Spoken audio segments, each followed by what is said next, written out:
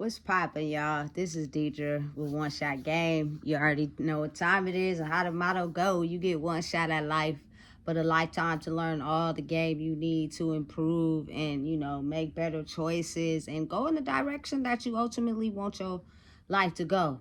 Now, before I start this video, I want to give a big major shout out to all my subscribers. You guys are great. Drop down in the comments the type of videos y'all want to see, what y'all really want to know, any insight information y'all want to get knowledge on. I'm open to hearing ideas. I'm open to hearing the things that y'all want to listen to, not just my own personal stories and what I got going on, but the mission is to put my story out there. So therefore, anybody that, is looking to gain knowledge or information, you could, come to YouTube and check it out. This video is going to be on my ghetto Cinderella story. And I come from a perspective of saying that as in every single little girl, little, lady, a preteen to teenage years and woman at some point wants to have the fairy tale lifestyle of being married to their prince with the white picket fence and the house and things just going great in life for you as far as love, marriage, and family. It's portrayed to you at a young age. So that's where most of your dreams and, the life you see yourself living is stored until you get to a certain age, maybe about that, mid 14, 15, definitely 15, 16 age is where you start to understand that those dreams are dreams and then it's reality. You know what I'm saying? Those are two different worlds that you live in. We are not prepared for reality. We just have to face it like anyone else, And I think maybe from my own perspective and point of view, we lack giving our children knowledge of real life in fear of maybe trying to protect them, maybe being scared, maybe not wanting them to go down the same path as us. So we don't necessarily give them the knowledge or the tools needed to what's real life. We just let them figure it out on their own. And they're basically, internally having to make decisions without knowledge, and I just don't think that's right or fair.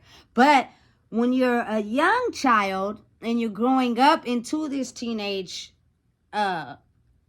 young person, when you're living in the fairy tale fantasy land, anything is possible.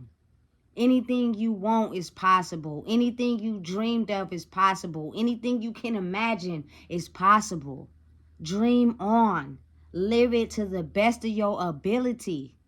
But as you go through life and you explore real life and what's real, those dreams are diminished. They're crushed. You start to not really, keep thinking in that dream world, that dream state. What makes you happy, your passion, your goals. It's more so survival. It's more so, this is what I have to do. This is what I need to do to survive. But the ultimate goal, the ultimate mission, the ultimate satisfaction to each individual person is love. Everybody wants it. Everybody wants to find it. Everybody is looking for that one person that will love them despite any and everything that they go through. And yes, don't get me wrong. It is definitely your mother, and definitely your father. Them are two people that created you in this life that's going to love you until the end of time. But being realistic and coming from where a lot of people come from, the mothers and fathers had their own set of traumas, their own set of demons. And granted, they may love their kids, the way they conceive their kids may have been for own personal gain. So the love and the emotional fulfillment you're looking for, you might not get it. Because that's in dreamland. That's in the fantasy land. That's in this make-believe land over here that you start to slowly fade off and stop thinking about once you get trapped in this realistic world of what's really going on and what you're seeing in front of your face on a daily basis. This world over here is all things you imagine, all things you come up with in your head. So because you can't see them realistically, they start to fade when reality kicks in. But when you're getting your basic needs met, because it can come from all wide ranges of circumstances. You know, you can have the perfect mother, the perfect father, and they work all the time, and you're home alone, and you're feeling abandoned. You know what I'm saying? You can have a present mother who's emotionally unfulfilled and an absent dad, and you're still feeling unfulfilled in that area. You know what I'm saying? You could have a present father, but your mom's not there, and you're a little girl trying to find your way, and you just feeling completely lost. Like, listen to me when I say what I'm saying. It does not really matter at the end of the day what other people are doing, or, you know, what you are seeking from other people, because it's the emotional fulfillment you need to find in yourself. But as we're going through life and we're steady trying to find out who we are, we're looking for someone to go through the journey with us while we find out who we are.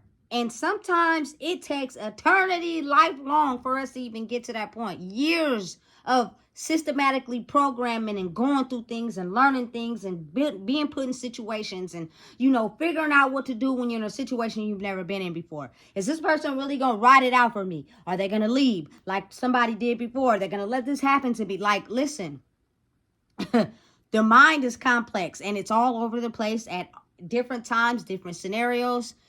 And it's smarter than that iPhone. It's smarter than that Tesla. The brain is smarter than any computer in the world. So it goes through a mid-range of emotions every day on a consistent basis. It's up to the person, their self, to learn how to balance that out. Because it's a big difference between your mind and your heart. You get what I'm saying? So as we're going through this process, I think it is about when we're 15, 16 is the age where we start to step into puberty for most of us. So we start getting these hormones. We start really liking people. We start dating. We start getting into, you know, relationships. And mind you, at this time in your life, a lot of people, even me, have been facing a situation where you get with someone and they're wanting you to take on wife duties. What they see, from my perspective, in a wife, and what you should be doing, because I see you as a wife versus me. I'm a teenager who's fallen in love with someone who says they got my back and they here for me, but they want me to do wife duties. And I have so much back trauma, so many things I'm trying to figure out about myself. I still don't even know who I am. So the moment I fail, or the moment I don't reach where you want me to go on these wife duties, is when you leave. But understand, when you're that young, you're not having those type of conversations. You're still kids. You're going to McDonald's, you know, you're eating lunch at places. Half of the time, your hormones is racing. Y'all just trying to be freaky nasty. You know what I'm saying? Talk on the phone, go to the movies, hang out, do whatever it is that's going on in your environmental circumstances. Now, it is conversations that are had. It is conversations that are said, but it's not about the requirements and what's needed. It's more so about what's going on in the present environment right now at this moment. So understand how it can get mixed up when you have a person in their mind wants you to be this wife, and in your mind, you like this person, you want to be with them, but I can't give you wife material at this time because I'm still trying to figure out myself. I still want to kick it with my homies. I still want to be outside. But in their mind, they have wife duties. And so when you don't stand up on that part of what they perceive to be in a relationship is when all hell breaks loose. So y'all both have to be on the same accord, on the same understanding, on the same level to be able to make them join together. And it takes time. It's not something that's formed overnight. It's not something that comes like magic. So I believe that it's up to one single person to have the same, visualize lifestyle as the other person they're trying to be with. Also, believing in God, the universe, something higher power greater than themselves that's going to lead the way. Because if you don't, you're going to get caught up in environmental circumstances and what you see on a daily basis and trying to compare your life and what you're doing in your relationship to other people's. And that's where the cliffhanger starts to happen. And that's where things start to get confused. Now, understand me when I say this. It is a few grandpa relationships that have been together since teenagers, and now they're like 107, 102, and they've been together for all that time. But I bet if you sat down and asked them everything they have endured in that time period, I promise you it's going to be a lot. But the commitment they made to each other is that no matter what, we're going to stick this through. Now, for each individual person, it varies. And you'll have people come in and tell you what to do about your relationship and how you figure your relationship to be and how long you're going to wait if this person is doing something that you don't approve of. And that's where you get off course with what you think, your idea, your motive, how you feel. You know what I'm saying? And let me explain from my point of view. Now, me being who I am, and I'm pretty sure I speak for other people when I say this, it takes me a long time to care about someone. And what I mean by that is I'm talking about I get excited when you come around. I can't wait for you to hit me on my phone. You know what I'm saying? I get happy seeing you. You make me happy unlike any other person in the world. It takes a minute for me to get to that point. So me being 35, I've only been in love 2 times. Like real love, like really willing to, be there and ride for this person. Now, let me explain something to you. My idea of love is having a person back regardless. Being there for them 110%. Very different from my emotional mental state throughout the process. And I say that to say my first relationship started out honeymoon phase, Jodeci. It was cracking. I was in love. I got excited just seeing this person. Even them just pulling up on me, them just calling me. But as I went through that phase of that 8-year relationship, I also went through the toxicness of arguing. I also went through the toxicness of hanging up. I also went through the toxicness of calling and keep calling until they answer and then hang up. Like, and the verbal abuse and the mental, damage done here. The material possessions destroyed, the going back and forth with the cheating. You know what I'm saying? The going back and forth with, I don't like this, you doing this, you doing that, but we still gonna figure it out. So as I'm growing and I grew through that process, you form your idea of what love is based off what you went through in that relationship. So when I say that I formed that idea of what I felt like love in a relationship was and brung it to my second relationship, and this is me truly being me and explaining how I felt mentally in these relationships. And it's going to be a first time for people hearing this. And at the end of the day, I really don't care because this is the story I'm telling. And I'm pretty sure somebody have went through the same thing. But this is my story, and I'm telling it, and I'm being honest about it. So I'm bringing that into my second relationship, right? But listen to me. Understand this, y'all. My first relationship, they had got tired of putting up with my BS. So they found somebody else to invest in. Was that person necessarily better than what I was putting them through? Absolutely not. But the best way, they say, to get over somebody is to get up under somebody else. I disagree with that. The best way to get over somebody is to get up under yourself, to figure out where you went wrong so you can better improve when you move on to your next relationship. If you did not take the time to heal what could have happened and what went wrong in that relationship, or you love that person, and the only way you feel like to get over them is to get under somebody else, you're going to carry what happened in that relationship into the new relationship. And that's facts. So as I'm going into this new relationship, right, I'm still in love with my first relationship. It was everything I thought it was to be in a relationship. And I say that because this person knew me, took the time, asked questions, figured me out. I took them through some BS. They stayed around. They stuck around. The sex was great. The flowers on Valentine's Day, the birthday day gifts, everything that I felt like for me was love was mainly just being there for me, because I'm going to take you through a trip in this life. Things I can't predict. It's just a part of life. And for you to stick around and wait on me, to me, that's love. But when it started to get too toxic and things started taking a left turn and they end up going their separate way by getting up under somebody else, that's when I started to destroy myself. Because now I felt unworthy. Now I felt useless. Now I felt as if I am not valuable to anyone.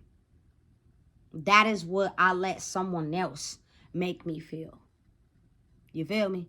So I'm in prison and I'm getting my life together. But the whole time I'm in prison, the whole time I even get to the program, like, y'all not even understanding. As I'm in this program and I'm on ankle monitor and I'm able to get a job and go outside the program, my mind is tricking me, thinking that I'm seeing my ex-girlfriend's car, thinking I'm gonna see her somewhere, thinking, listen, I'm better now. I'm better. You know what I'm saying? I'm not the same person that I was. Let's get back together. Let's do this. All I need is one chance just to see you, because I know you love me still. Facts. You trick your mind to believe in that. And every car you see that looks like theirs, you think it's theirs. You think it's them. Especially when you're in prison. You ain't seen nobody in the free world. Your mind tricks you to believe that everybody that slightly looks close to what you were used to before you went to prison is them. This is the way the mind works. It's very tricky, right?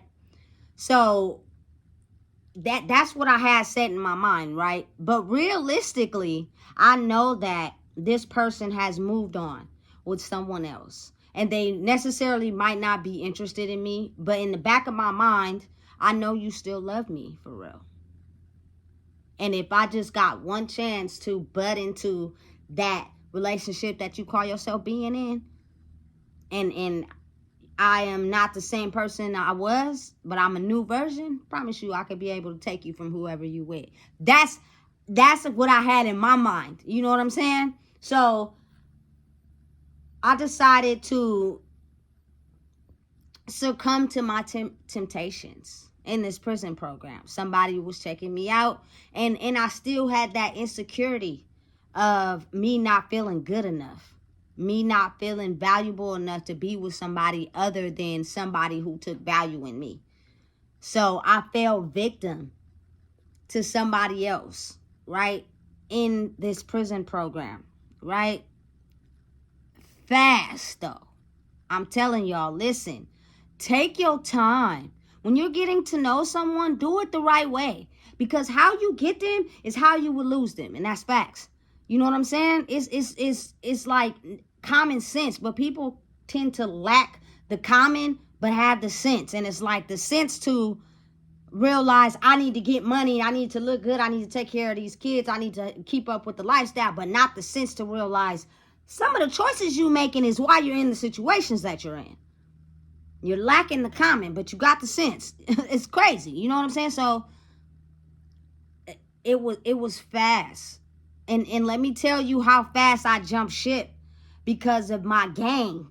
I don't think it was really love. I think it was my game. The gain I wanted to get from the situation, you know? So it's perplexed and it's crazy because it happened so fast.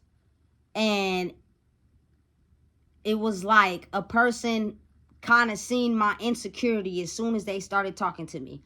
Oh, she's nice. You feel me? She has a good demeanor. She's a sweetheart.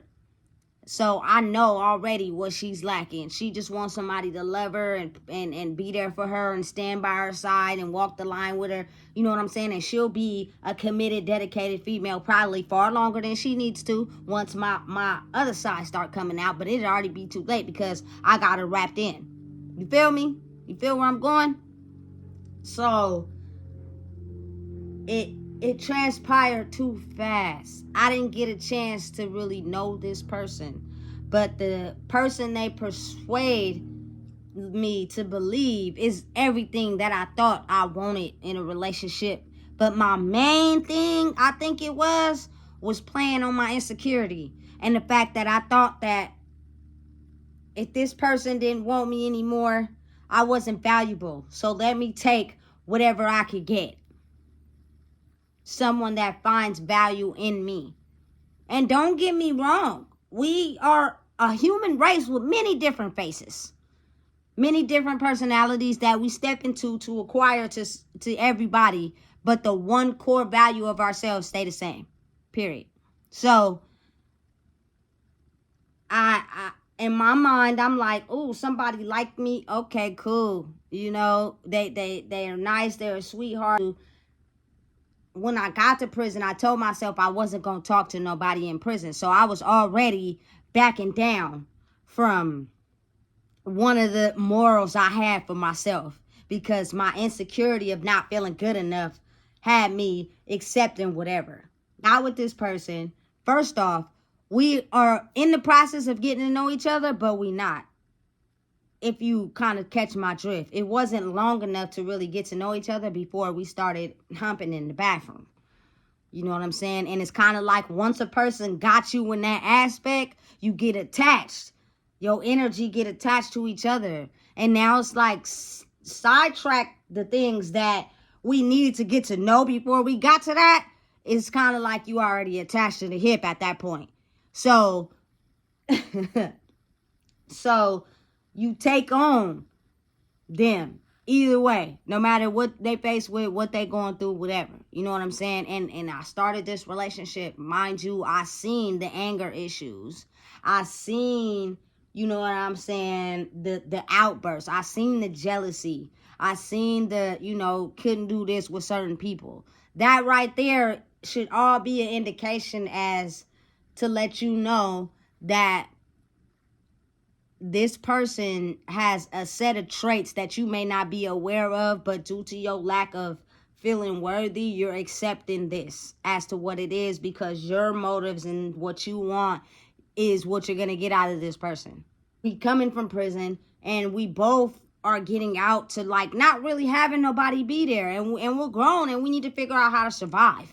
You know what I'm saying? Our motives is the same. Stability, wanting to have stable housing, you know, just have a stable, loving, you know, home situation. Especially growing up, hers was a little bit more difficult than mine. You know what I'm saying? She moved around a lot. She was in a lot more situations where she didn't have nowhere to go. You know what I'm saying? Me, not so much as a kid, but as an adult. I've been sleeping on people's couches, sleeping on pallets, you know what I'm saying, when I had to be out here fending for myself. And I didn't get to prison until I was 28, so I had all that time. She's been locked up from the age of 16 all the way until You know what I'm saying? 28 or whatever. That's a long time. You catch my drift? In my mind, I'm like, all right, we can click up together, and we can make this work out here together, because it's expensive living in Sacramento. Me and you both know that. But if we come together, we can make this work, and we can have everything we ever dreamed of. In my mind, that's what I was thinking. Was it necessarily, oh, I'm excited to see you, I can't wait to see you? No.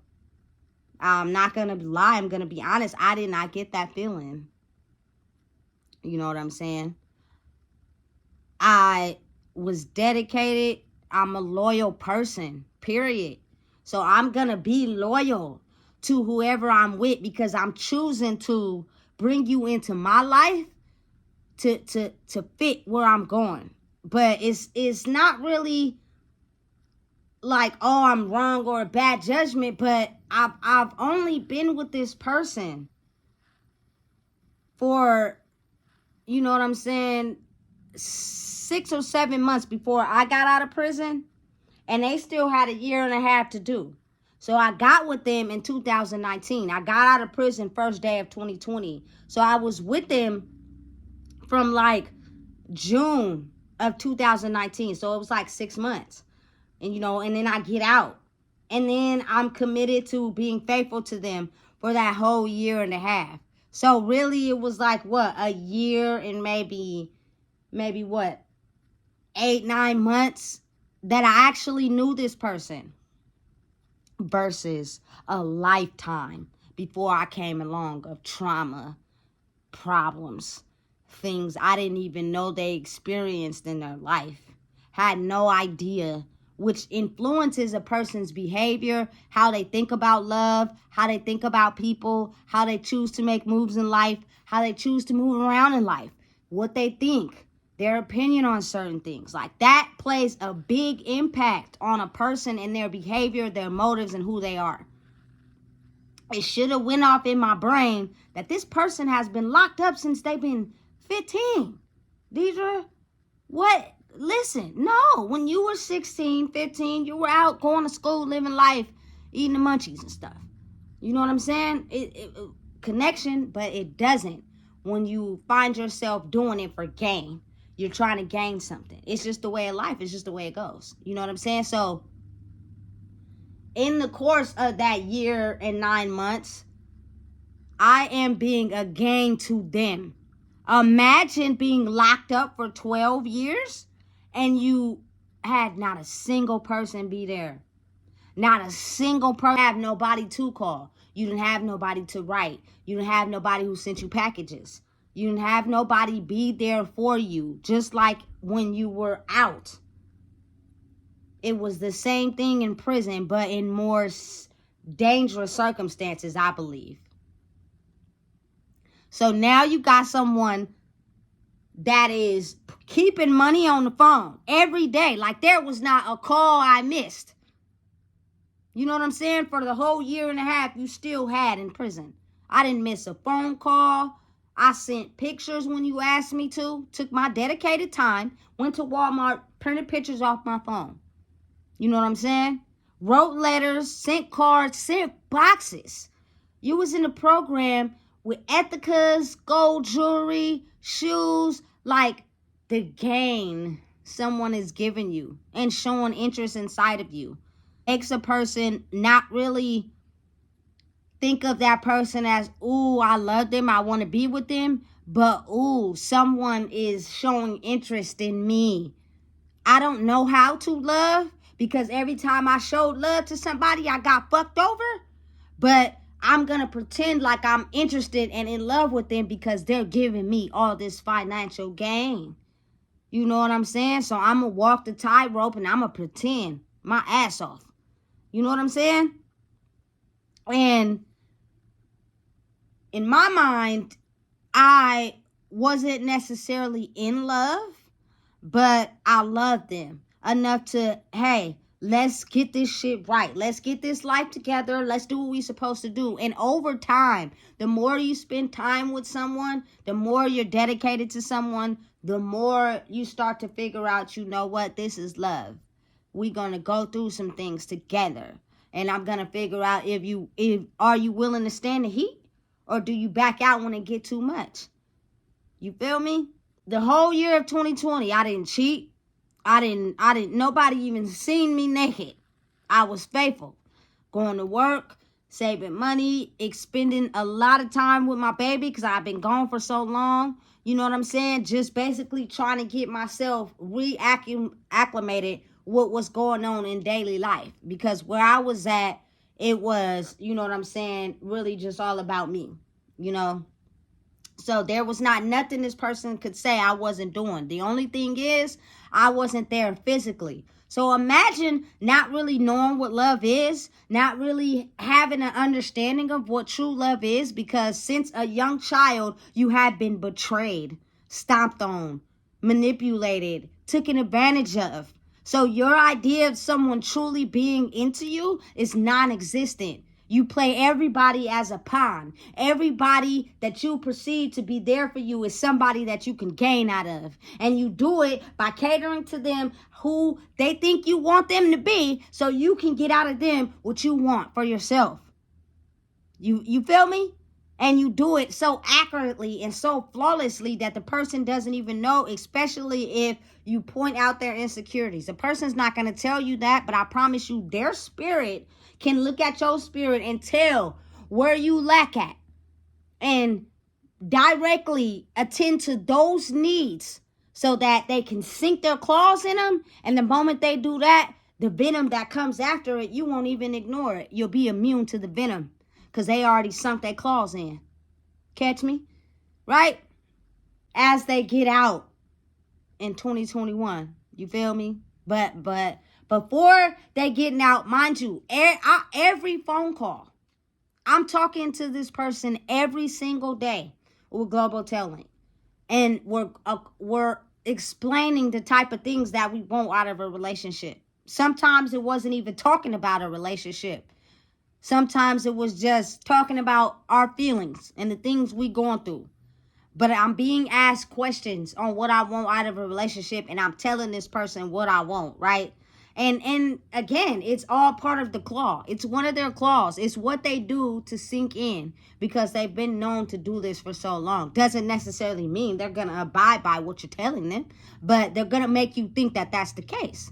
And once they got you locked in, it's kind of already too late because you're thinking this is what's going to happen, right? So I spent over a year and a half of talking to this person, by me being in the outside world and them still being locked up, that this is what I want out of a relationship. And it's based off of my learning experience from what I went through in my first relationship and what I don't want in this relationship. And some of the qualities and the things that I formed in the first relationship were still the same, because y'all have to understand, I'm still trying to figure myself out. I'm still trying to work my way through this world of figuring out who I really am. And I haven't quite got there yet, but I'm through the second phase of it. I'm a better person from 16 to that age of 24 when I was in my first relationship. I done went through some things. I done been in prison where I had a chance to focus on myself. Now I'm in the second phase where I could tell you, hey, this is not what I want. This is not what I require in this relationship. You feel me? But mind you, this person has been locked up for so long. Their first relationship was somebody from prison. Real love? It's rare cases where it does happen, but I'm not quite sure about that, you know? So, it should have already been a ringer, an emergency bell going off in my head telling me, listen, they've been locked up since they were 15. Are they necessarily going to be able to give you what you want out of the situation, teacher? You kind of stepping on the edge there. But go ahead, explain anyway, because they could be articulate and possibly going to try to give you what you want. You know what I'm saying? So explain this to them as nice as you can. You know, so that's what I do. So fast forward to them getting out. They told me what they wanted. You know what I'm saying? I got the dress from the mall. I came, I pulled up. I'm looking good. I'm looking sexy. You know what I'm saying? I already had this hotel because this is before we got our apartment. So we at this hotel. I have a stable somewhere for you to be. You know what I'm saying? And it's crazy to me because it's like felons are not supposed to hang out with other felons, but for whatever reason, the penal system was okay with us being in a relationship and staying in this hotel together. Both parole agents were coming and piss testing us and checking in on us. So to me, some of the guidelines and the rules were altered in my situation, right? So we're together. We're staying in this hotel, guys. We're having fun. It's me, my baby, and the person I'm in a relationship with. We're going places. We have jobs. You know what I'm saying? We have cars. You know what I'm saying? She took her bulk of her money from at the prison program and them saving 80% of your check. She bought us 2 cars. You know what I'm saying? We were working together because she spent the money, down payments on the cars. I used my credit. We was working jobs, so we were able to make the payments on these cars and get car insurance, all that. And I'm showing her how to do it as a part of being grown. Because when you got locked up, you was just a teenager and you need some help. So let me show you. We're working together. You know what I'm saying? As much as we can. But we're in this hotel still. So to my surprise, me not knowing while I'm working, you know what I'm saying? She's helping me by taking care of my daughter. You know what I'm saying? They go to this jewelry shop. And mind you, a person in that spectrum of life who has went through so many things psychologically in their life from a young child, anything for them could be a trigger. And being the fact that you are in a relationship with someone like that, you don't necessarily know what is a trigger for them. You don't know. Because it could be a multitude of a lot of things. A lot of people in the world are not going to tell you their deepest, darkest secrets because it hurts too much to even for them to bear with it. So for them to tell somebody else, it's kind of like absolutely not. Until you do something that's a trigger for them, and then you figure out, oh, I didn't know you had a problem there. You know, as we're going through this time period, it was a numerous amount of things that I did. Her sister said I stole some of her EDD money or her card or whatever. I'm working. I don't need to steal nothing from nobody. I'm paying for the hotel. She's helping me sometimes, but it's mainly me who's paying for it. I don't have time to steal. She's telling me she know I wouldn't do that. Like, it was just an influx of things that had triggers attached to them to basically influence her thoughts and the way she feel. And due to the fact that she grew up in a different lifestyle than I grew up in, but one I was known to live in because of my adult life. You get what I'm saying? Not necessarily my child life, you know? And so her sister is attached to her sister. So being the fact she had been away from her for so long, I think she was jealous of the fact that you have somebody that you getting out to that's there for you. I don't have anyone and I need you, and you're attached to someone else. That is a problem. Especially someone that's completely adjacent to what we are doing in our everyday life. I wasn't doing drugs.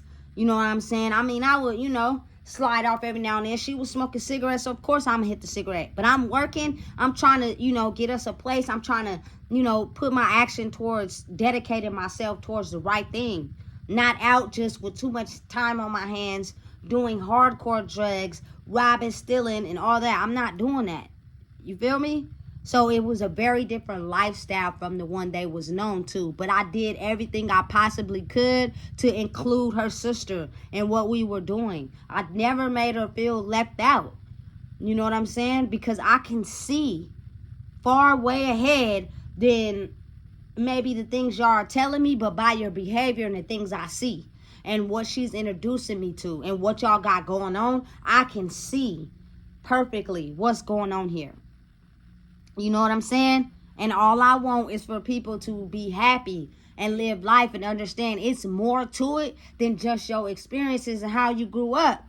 That could pave your life, but you have every chance possible to change the direction and the course of it if you're just willing to change your behavior and your thoughts. You know what I'm saying? Don't bump into a brick wall and then your bumper fall off and then you put the bumper back on and bump into the brick wall again. Don't do that and your windshield fall off and your mirrors fall off. You get them replaced and bump into the wall again. Like, listen, you done bumped into that wall so many times. It's time to choose a different route. But a lot of times people don't know how to do that. You know what I'm saying? So we're staying in this hotel. One day I'm asleep. I wake up. She on, you feel me? She got this ring. She had hid it for however long. You know, she hid it from me. I didn't even know she got it. Her and my daughter had went to go get the ring. It was gold, diamonds, you know what I'm saying? And one day we're all in the hotel. Me, her, my daughter, her sister, and she just get on one knee. You feel me? And she proposed to me. And she asked me would I marry her. You know what I'm saying? And I said yes. And listen, was I in love with this person? I'm going to say no. I was in love with the thought and the idea of being married. You know what I'm saying? I had rushed and jumped into a lot of things with this person. The tattoos was a must, but y'all gotta understand, in prison, everybody's getting people's names tattooed on them. It's like the thing to do, like a sense of property or whatever. And this person can have a different outdate. This person ain't even in here that long, but y'all done formed an attachment and they leave, and you got this person's name on them, and you ain't never gonna see them again, right? My whole life, I said to myself, I do not want to be a billboard, which is someone who walks around with a bunch of people's names tattooed on them, right? I have one, which was my first relationship. That was the only person that name tattooed on me because I was really in love with them. And that was it. Once that relationship was, I was like, I'm not doing this again. But I ended up doing it again. And I think it was for them not to feel left out. So I'm going to do it. So you don't feel left out because they got my name. My first love doesn't even have my name, but I got theirs. You know what I'm saying? But my second relationship, it is very big on their arm. My name is so big, they'll never forget me, baby. You know what I'm saying? And the tattoo artist, I think, did that on purpose. You know how you're just drawn to do something, but you can't explain why you did it? He did it so big. You know what I'm saying? And then I got this person's name on my arm. And did I really want to do it? No. But I did it so that they wouldn't feel left out. So going back to the proposed, I'm happy. I'm juiced. The ring is fat, y'all. I've never been proposed to. I've never had someone get on one knee and actually propose to me. So I was so ecstatic. I was so happy. You know, the ring was fat. I was juiced. The sister was crying. My baby was excited. Everybody was happy in the hotel. I said yes right away. You know what I'm saying? I was juiced. I was ecstatic with the idea of thinking, man, somebody loves me enough to want to marry me. You know what I'm saying? To be with me until the end of time. And not walk away. And not, feel like there's nothing that can't get through with me. You know what I'm saying? But mind you, in the process of this span, we never went and got no documents. We never went and got no license. We never went and actually got married. I was just walking around with this big old rock on my finger. And I think the universe had it set up like that. You know what I'm saying? Because once we got in our apartment, I started to figure out that you were still caught up in your old life. And that meant that whenever you experience a trigger, you tend to get verbally aggressive with material items as well as verbally aggressive in my face. You know? And I'm kind of looking like you were never like that at first. I told you, someone that is grown due to the fact I seen that with my godmom and her being with this man that was a pimp. He was gone all hours of the night, all the time. And I just didn't want that in my relationship. I didn't want somebody that was going to be out all hours of the night, because why would you not want to be at home where you're safe and sound? You didn't spend the night out, not once, not twice, not 3 times, not 4 times, but 5 times you spent the night out. You know what I'm saying? And your excuse was, I was with my sister. And me being who I am, you know what I'm saying? We're working, we're doing what we're supposed to do, we're paying for this apartment. I couldn't have possibly made you that mad that you couldn't stay home. Not only that, I can see that you're still caught up in your old life because you're lying and you're not telling the truth. And who knows what you were doing at the trap spot with your sister. You know, and I let it slide. Not once, not twice, not 3 times, not 4 times, but 5 times I let it slide with you telling me that. Even though while you was locked up and on the phone with me, you're telling me, oh, what you require in a relationship. And that was one of the things I was not sliding or letting up on. There shouldn't be nothing that I do to make you so mad you can't stay at home. I could sleep on the couch. You could sleep on the couch. I could stay in the room. We could get some space and some air. But while we're paying for this apartment, you have a job. We got food. We got our cars. What is it that you need to stay out and get wrapped up in over there? And the fact that I don't know what you were doing. You could have told me anything. You know what I'm saying? And the fact that your sister and the life you were living before you got locked up was still something that you knew. The one I was trying to give you was foreign. So you were used to that. You were comfortable over there. And I don't know what you were doing while you were out. And that is the part I did not like. And it started to be the lying. It started to be you going to people's houses and you going to go kick it and you come back home and you sweating and you own something and you know what I'm saying? You asking me for money, but you doing this. As I started to see these things, the idea of the marriage started to slowly slip from my mind. I was just a woman walking around with liking the idea and a big ring on my finger. Because what I seen in a marriage is not something that this person was giving me.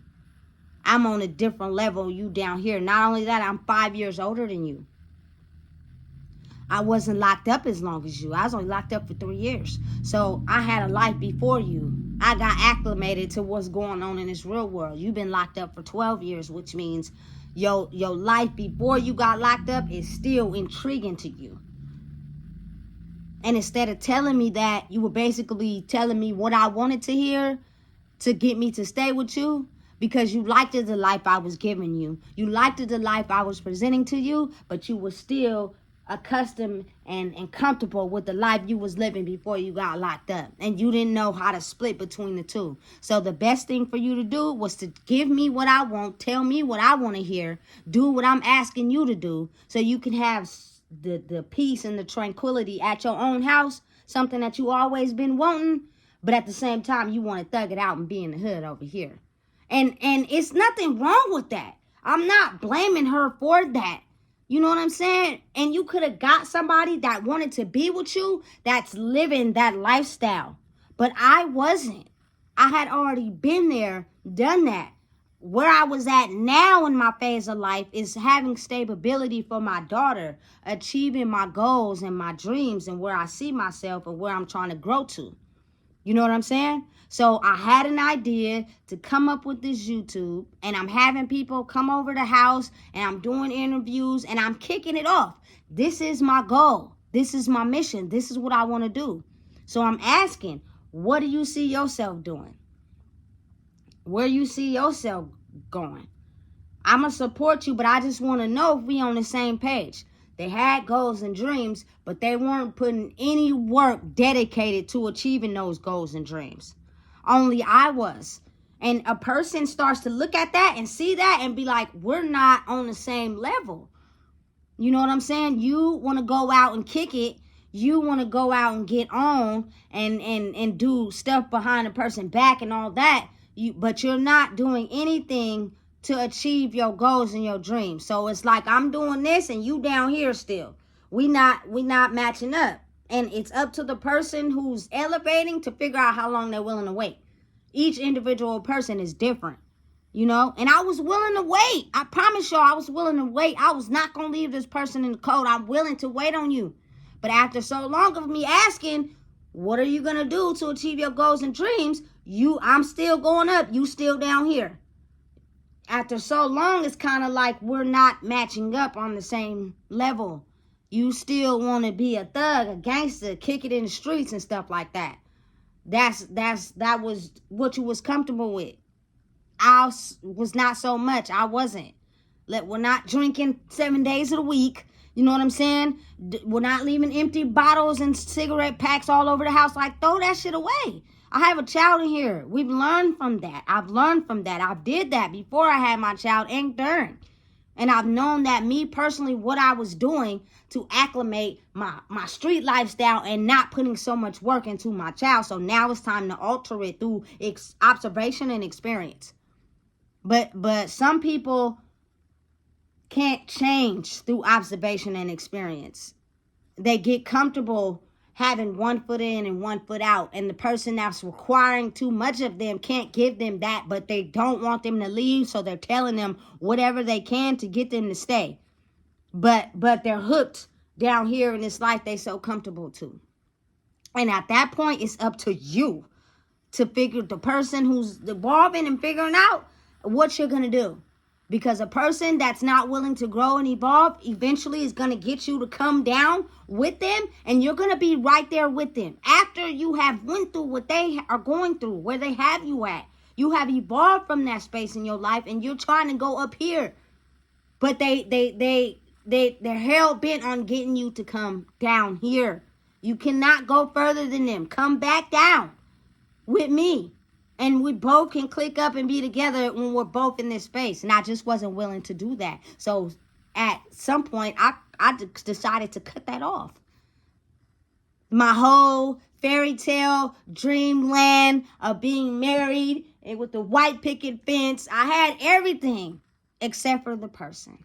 I had the apartment. I got my child back. I had the car. I had the good job. But I didn't have the person, y'all. It was not my prince in shining armor. And in my case, I'm going to say my queen looking good. I didn't get that. That's not what I had. Right person, wrong timing. Which means you can have the right person in your life, but they're not on the same speed in life as you are. So it's bad timing, because in order for them to catch up, they have to be willing, and it's some tests and some things they're going to have to go through that doesn't involve you, because you have already went through that phase in your life and you're elevating and evolving past it. And in order to help them grow, if that's what they're choosing to do, you're going to have to bump yourself back down. And that's just not something I was willing to compromise to. You know what I'm saying? And I'm not going to lie, it shattered my dreams, y'all. I had the whole fairy tale Wonder Woman land in my head. You know, I the big rock on my finger. I had the apartment. The person was good at the time. You know what I'm saying? That was my ideal life. I wasn't wanting for nothing. I didn't need nobody. I was cool with what I was doing and where I was at in life. You know what I'm saying? Until you have to understand and operate that sometimes a person could go through so much in life during their young teenage years when they seen themselves trusting and loving people, that the damage was so extensive, they don't trust and love nobody. All they see from people who pour time into them is an advantage, a gain. What can I get out of this person that's going to contribute to me? I'm still going to do me. I'm still going to live my life. I'm not necessarily going to listen to them. I'm not going to do what they want me to do. I'm not going to contribute to this relationship how they feel I should contribute to it. But guess what? I'm going to manipulate, I'm going to lie, and I'm going to finesse to stay in it. And pinpoint and dot on their insecurities to where they think in their mind that I'm really riding for them and I love them and I'm here. But in reality, I'm living a whole different lifestyle on the other side. But as long as I finesse them and manipulate them and trick them into believing where I know their lowest and weakest points are, they'll stay around far longer than they need to. And now I'm playing the field and I win because I get the best of both worlds. And then guess what? If you would have stayed and you would have actually married this person, I would have been the one not long after being married, finding myself distressed, probably smoking hella cigarettes, probably doing hella drugs, because this relationship is destroying me. Because you got to understand, a person that has the claws that sink into you, that play on your insecurities, that play on your weaknesses, once the venom come in, they already got you hooked in. So now they're not going to latch off. And the only thing that happens is the venom kills you, right? So the venom is being injected into you, but you're slowly dying on the inside, baby, until they got you right where they want you. And you can't go on without them. That means they have the right to control you in every aspect of your life, because the venom has strunk you down and killed you and killed your spirit and killed who you are, that you feel like the only source of life you get is from this person. Man, it's the way the world works, and it's crazy. And I just feel like, everybody should understand that you don't give nobody that power to do that to you. You know what I'm saying? And they first start out by trying to marry you so fast, trying to get attached to you so fast, because they see who you are, your spirit, and maybe they have some things they're still working on about themselves. They haven't got to that point in life yet, and they're gonna try everything they can to knock your spirit down, put that poisonous venom inside of you, and watch you slowly die from the head down to your feet, to where you have no life left inside of you when they get done with you. You know what I'm saying? That is their mission and their goal. And it's sad the way they play on people's insecurities and failures and doubts, that they have them in this circle of manipulation and lying and finessing tactics that you don't even know. You think what this person is showing you is them really trying to change and be, at least up to speed with where you're at in life, until you slowly start to pay attention and you see they're not improving nothing. They're just telling you what they're gonna do. But sometimes it takes a long time for a person to see you're not getting nowhere with this person. You're telling them what you want and what you need and what you require, and they're still not doing what you're asking. They're still going the opposite way of what you're telling them, and they don't care. But due to the fact your lack of love and your lack of feeling like you're going to fail, you put up with it until you find yourself, man, I'm telling you, after maybe 6, 7, 8 months to a year of being married, you complaining, you stuck where they want you. And now you slowly dying inside because you're still with this person. It takes a lot of mental strength to actually understand I can be bad on my own. You know what I'm saying? I can do bad on my own. And me actually doing bad on my own, and me actually just seeing this person needs some love, and I want to see you get ahead in life, and I want to see you grow, and I want to see you be the best person you can be. But I'm not seeing us being on the same level in terms of goals and where we're going in life. And I'm willing to stick it out with you if you could improve. But how long am I supposed to stick it out with you before you have no intention of growing, you have no intention of excelling, but you just want to bring me down? So you do that by manipulation, finessing, and lying to get me right where you want me. And next thing you know, I done killed my whole self with the venom. Can't even move on. I'm just a shell, and my soul is destroyed. And it's people that are hell-bent on doing that to people in the world. And you got to be careful, and you got to watch out for them, because they cannot change unless they're willing to change. And sometimes they're not willing to change. They're just willing to use you as a crutch to make you think that they're going to change, but they're not. They just need you as the crutch, because they can't make the changes that they need on their own. It's way too hard for them. You know what I'm saying? The life we live could be crazy, and that was my ghetto Cinderella story of just, being with someone, experiencing life with them, and thinking and believing that what they were telling me was the case, until you start seeing their behavior and realizing they're not up to speed or where you're trying to go. They have the vision, they have the dream, but they're just not up to speed where you are. You are a little bit more advanced as far as what you've been through.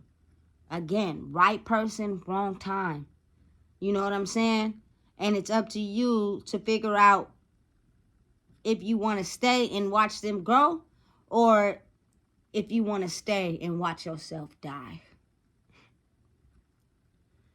It's crazy life out here. So as fast as my ghetto Cinderella story started is as fast as it ended. And I was sad and I was hurt for a little while, but definitely not how like my first relationship did me. This was definitely a learning lesson, because I realized how powerful I was and how much I can go through in life on my own without letting someone drag me down and keep me in a box. And ultimately, that pain will perspire into passion, and you will start to, you know what I'm saying, put your creative talents out there to the world. Everybody has a story. It's just depending on what you're going to do with it, you know? So I took that and I ran with it. I'm a lover to the death of me. I love love and everything about it. But I will not let anyone drag me down in order to achieve it. Now it's more so, where's your loyalty? Where's that lie? Love can get you killed. Love can get you hurt. Love can get you destroyed. But loyalty is how loyal you are to a person no matter what circumstances they go through. I'm that person. So it's kind of like I deserve the same thing. And if we're not on the same level as far as understanding, hey, we gonna rock the boat with being loyal, then at some point, something is off. And I have to remove myself from the situation, you know? But I'm looking forward to actually being the Cinderella story. I'm a woman. Who doesn't? But that's just my ghetto Cinderella story of understand that people can play on your fantasy life and where you see yourself going in your mystery fantasy land, and then there's reality. And there's people out here in the world who basically hunt out people that they know lives in this fantasy reality world, and they will do anything and everything in their power to get them to leave the fantasy world, get in survival mode, and drain everything they have in them until they slither off and die. And they have no dreams, they have no motivation, they have no passion. They just succumb to living and dying. That's it. Man, if you don't know what it is, I just told you. Please make sure you like, comment, share, and subscribe. And this here is a ghetto Cinderella story that I'm pretty sure everyone has experienced growing up in this era.